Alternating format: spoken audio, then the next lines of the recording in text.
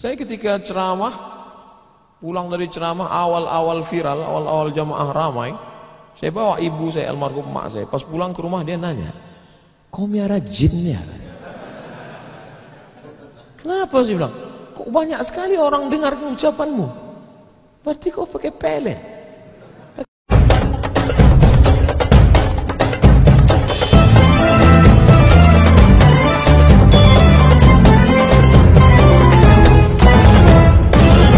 Jangan lupa subscribe, like. Jadi yang kita bahas ini kebanyakan adalah amal-amalan yang sifatnya ikhtiari, pilihan, yang bisa kita pilih. Adapun yang nggak bisa kita pilih, gimana mau kita bahas? Kalau kita tidak bisa memilih, yang bisa kita lakukan hanya sabar mengandung anak. Tiap hari, tiap malam doa, Rabbi habli minas shalihin, berikan aku anak yang soleh, berikan aku anak yang baik. Dijaga, cek ke dokter, USG, lahir anak lucu, cantik, mungil, tapi ternyata apa yang terjadi? Rupanya dia kena penyakit sindrom autis. Itu kemauan kita atau kehendak Allah? Kehendak Allah. Kalau nggak ridho, banyak orang membuang anak sekarang, dimasukkannya ke kresek, campakannya, dibuangnya ke kali. Malu punya anak, bahkan sebelum lahir sudah dibunuh duluan. Kata dokter, wah ini cacat nih kalau lahir, kita bunuh aja ya, bunuh aja lah, malu, dibunuh. Tapi ada seorang ibu mengatakan tidak, biarkan dia lahir dok, dia buah hati belayan jiwaku. Tapi ini nanti hanya akan menyusahkan saja, biar jaga. Dijaganya anak ini yang sudah divonis harus dibunuh, dijaganya, anak itu sekarang hafal Quran. Dokter yang vonis itu nggak bisa baca Quran. Dokter-dokter yang tersinggung, karena beberapa orang tersinggung dengar ceramah saya, pulang mati.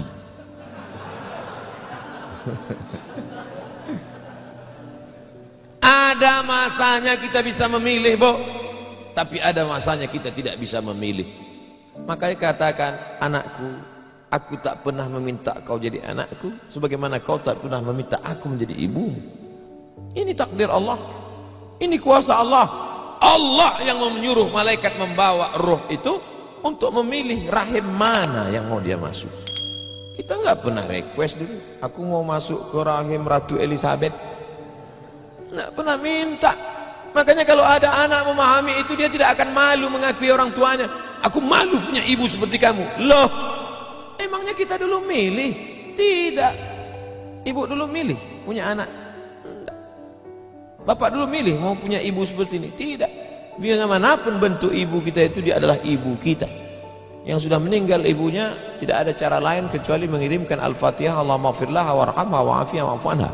Tapi yang masih hidup, sebelum pulang nanti dari sini, beli makanan yang paling dia suka, bawa ke rumahnya, suapkan, belikan makanan, minuman, pakaian yang paling dia suka, kerudung yang paling dia sayang, cincin kalau ada duit.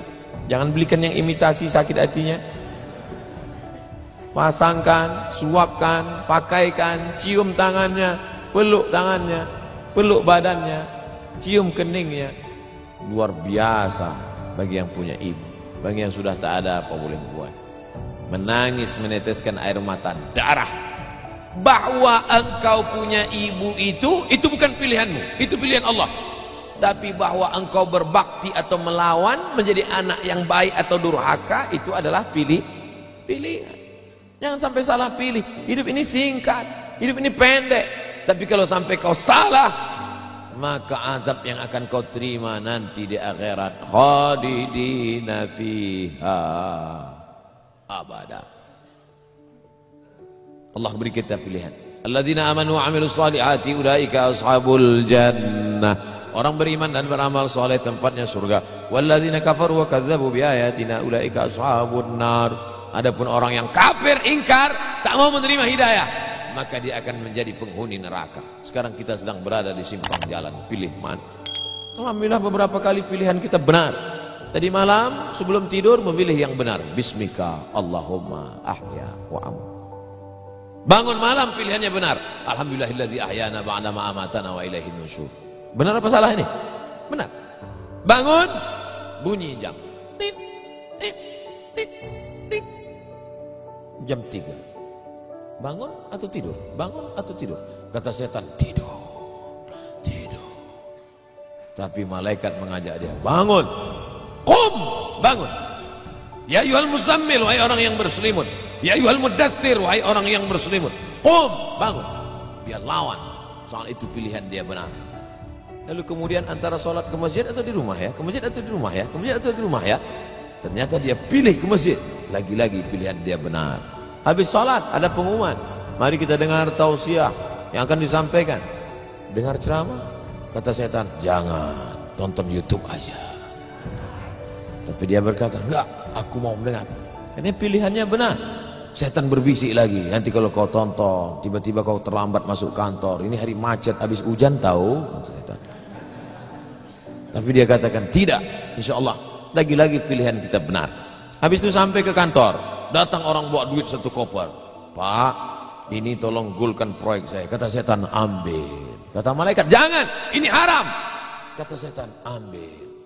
Haram setan, keluarkan 2,5%. Bawa umroh ke Makkah. Kau pergi aja ke Makkah, nanti sampai di sana kau menangis di pintu Ka'bah, insya Allah ini bersih. Iya juga ya. Akhirnya pilihan kita salah. Ditangkap KPK. Ketika ditanya sama hakim, kenapa kamu ambil duit 1 koper ini? Ini adalah kehendak Allah, Pak. Saat itu kita sedang salah atau benar? Salah 2 kali. Yang pertama salah saat memilih, yang kedua salah menyalahkan Allah padahal keputusan kita yang salah. Itu sebenarnya yang ingin disampaikan pada subuh yang penuh dengan kemuliaan ini. Kira-kira ceramah saya ini bisa dipahami? Kadang saya dengar ceramah orang nggak paham saya.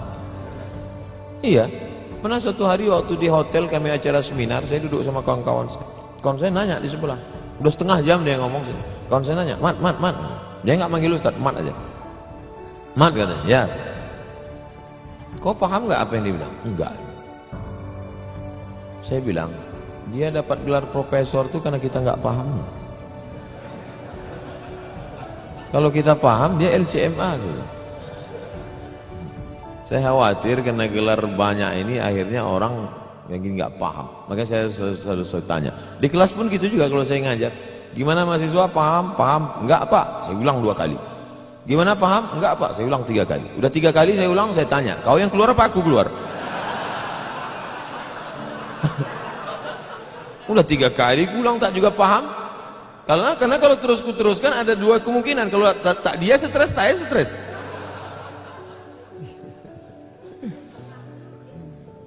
Bapak Ibu yang dimuliakan Allah, mudah-mudahan kita diberikan kepahaman bukan sekedar ilmu. Karena Nabi mendoakan Sayyidina Abdullah bin Abbas itu Allahumma faqihhu.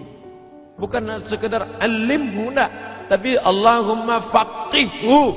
Pahamkan dia agama. Apa makna pahamkan? Mengerti substansi makna agama, jangan hanya beragama sekedar simbol. Inti agamanya apa? Salam, kedamaian. Sehingga dengan berislam ini kita menjadi damai. Tapi katanya Islam itu asyhadu an la ilaha illallah wa anna muhammadar rasulullah wa tuqimas shalah wa tutiyaz zakah wa tusuma ramadan wa tahajjal baita in istata'ta ilaihi sabila. Bersyahadat, salat, zakat, puasa, haji. Betul. Tapi lihat jawaban Nabi di tempat yang lain. Makanya hadis itu jangan diambil satu dibuang satu. Lihat hadis yang lain. Man wal muslim? Siapa muslim itu ya Rasulullah? Man salimal muslimun min lisanihi wa yadih. Selamat orang lain dari lisannya dan tangannya. Apa tujuan bersyahadat? Supaya kita mengakui Allah dan Rasulullah. Apa tujuan kita sholat? Inna sholata tanha anil fahsya wal munkar. Apa tujuan kita puasa? Ya ayyuhalladzina amanu kutiba alaikumus syiyamu kama kutiba alal ladzina min qablikum la'allakum. Apa tujuan kita haji? Tujuan haji adalah fala rafasa wala fusuqa wala jidal. La rafasa, no seksual. Jangan nakal secara seksual. Wala fusuqa, jangan nakal non seksual. Wala jidal, jangan nakal lidah kasar, caci maki, sumpah serapah. Ustaz Somad cuma pandai ngomong aja. Dia kalau ceramah kasar, saya bukan kasar, suara aja keras. Hati lembut. Kalau tak percaya, belahlah dadaku. Tapi yang dimuliakan Allah Subhanahu wa taala, yang duduk di atas ini belum tentu lebih mulia daripada yang berdiri di ujung sana. Boleh jadi yang berdiri di ujung sana lebih dulu masuk surga daripada yang duduk di sini. Yang diaminkan.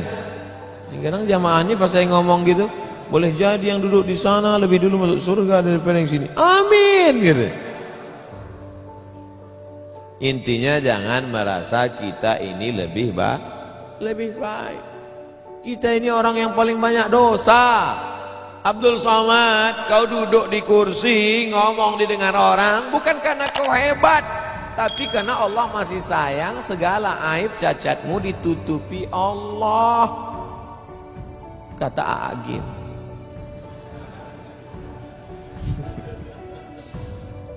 Kalau Allah mau, dia bukakan semua rahasia gitu. Yauma tublas sarair. Pada saat itu dibukakan Allah segala rahasia. Jangankan aib, jangankan cacat, jangankan dosa, dibukakan Allah. Tubuh daging kulit kita yang boleh terbuka. Laki-laki itu kan yang ditutup cuma dari pusat ke lutut. Kalau dadanya dibuka, dosa enggak? Enggak. Tapi kalau dibukakan Allah, makanya ditutup sampai 3 lapis penutupnya. Singlet 1, baju 1, pakai sorban.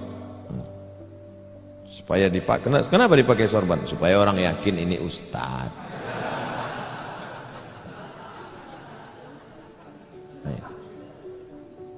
Betapa kita ini hanya ditutup oleh aksesoris. Makanya kita beragama faqih, paham, mengerti substansi makna agama. Hablum minallahnya baik, hablum minannasnya baik, salat berjamaah ke masjid, hubungan baik dijaga dengan manusia, saling mendoakan, ada silap salah minta maaf. Maukah Bapak Ibu memaafkan segala silap salah saya selama menyampaikan tausiah ini? Dah selesai, habis 60 menit. Sehebat apapun iman Abu Bakar Siddiq, sudah 13 tahun masuk Islam, dididik, digembleng dengan tauhid, bersedekahnya emasnya sebesar batu yang digulung dalam kain. Tapi ketika musyrik jahiliyah datang menyerang, naik ke atas Jabal Zur, Abu Bakar itu ada rasa takut cemasnya atau tidak? Ada. Apa kata Nabi menguatkan Abu Bakar? Ma zannuka bisnaini fallahu salisuhuma. Abu Bakar, jangan kau sangka kita di gua ini cuma berdua di sini. Fallahu salisuhuma, Allah yang ketiga. Andai kau katakan kita berdua di sini, Allah ketiga. Andai kita di sini berempat, Allah kelima. Andai di sini kita berenam, Allah ketujuh. Wa huwa ma'akum ainama kuntum, ada Allah.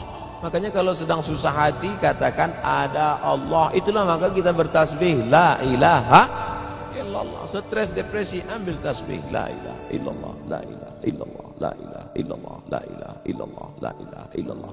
Rasakan kebersamaan dengan Allah Subhanahu wa taala. Fir'aun dari belakang akan mengejar, menangkap, membunuh, mempancung kepala.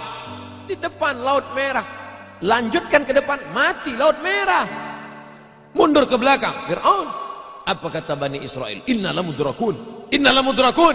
Kita akan tertangkap Musa, kita akan mati Musa. Apa kata Musa? Kalla, kalla, inna ma'iya rabbi. Bersamaku ada Allah. Stres, depresi, mau terkencing, maaf, mau mencret rasanya. Kenapa? Debit kolektor sudah ada di luar, digas-gas ya. Apa yang bisa dilakukan? Apakah kita masuk ke kamar mandi minum racun tikus? Enggak. Minum sampo? Enggak, mati, bubui-bui aja mulut. Yakinkan dirimu bahwa kau salah mengaku, aku akan bayar. Aku akan bayar Pak, tapi sekarang aku belum mampu, aku akan bayar. Sampai masanya aku bayar. Dia bentak, bentak lagi. Kapan kau bayar? Nanti aku bayar. Teriakan, bentakan yang berisi kekuatan, pertolongan dari Allah. Dia pula yang pucat dengan cik. Iyalah, saya pulang dulu. Dicabutnya pedangnya. Nabi waktu itu sedang sendirian di bawah pohon kurma. Sahabat-sahabat sedang jauh. Ya Muhammad, kemarin sahabatmu banyak, sekarang kalau aku pancung kepalamu, siapa yang menolongmu? Kata Ibnu Mas'ud. Apa kata Nabi? Satu kalimat, Allah. Jatuh pedang. Dari mana kekuatan itu? Datang dari Allah. Mana ada kekuatan kita? Saya ketika ceramah, pulang dari ceramah awal-awal viral, awal-awal jamaah ramai, Saya bawa ibu saya, almarhum mak saya. Pas pulang ke rumah dia nanya, kau miara jin ya? Kenapa sih bilang? Kok banyak sekali orang dengar ucapanmu? Berarti kau pakai pelet, pakai jin? Saya bilang tidak. Saya tak tahu ini kuasa Allah Subhanahu Wa Taala. Pulang dari ceramah awal-awal viral, awal-awal jamaah ramai. Saya bawa ibu saya, almarhum mak saya. Pas pulang ke rumah dia nanya, kau miara jin ya? Kenapa sih bilang? Kok banyak sekali orang dengar ucapanmu? Berarti kau pakai pelet, pakai jin? Saya bilang tidak. Saya tak tahu ini kuasa Allah Subhanahu Wa Taala.